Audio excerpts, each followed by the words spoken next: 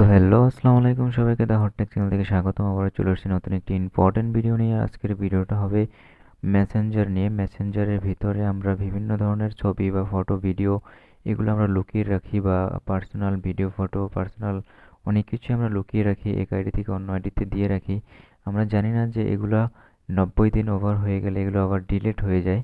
আমরা এই ডিলিট অপশনগুলো কিভাবে কি অফ করব, 90 দিন হয়ে গেলে অফ হবে না, কীরকমের কী করতে হবে সেই বিষয়ে আলোচনা করব। এই জন্য আপনাদের ফুল ভিডিওটা দেখতে হবে। আর ভিডিওটা অবশ্যই শেয়ার করে দেবেন, অন্য মানুষকে দেখার মতো সুযোগ করে দেবেন, কারণ তাদেরও যেন উপকার হয় এই ভিডিওটা দিয়ে। সো চলুন ভিডিও শুরু করা যাক।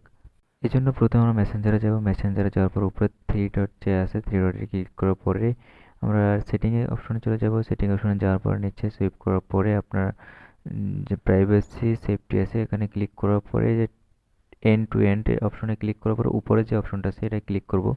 ক্লিক করার পর একটু সুইপ করে নিচে যাওয়ার পরে আপনারা দেখবেন যে স্টোরেজ লো স্টোরেজ মোড নামের যে অপশনটা আছে এটা অন করা আছে, এটা অফ করে দেবেন। সো বন্ধুরা, অফ করে দেওয়ার পর আপনার কাজ শেষ হয়ে যাবে। এখন থেকে 90 দিন পরে যে আপনার এসএমএসগুলো ডিলিট হয়ে যেত, সেই এসএমএসগুলো আর ডিলিট হবে না। আর যদি এটা অন থাকে তাহলে 90 দিন পরে ওই এসএমএসগুলো আপনার ডিলিট হয়ে যাবে।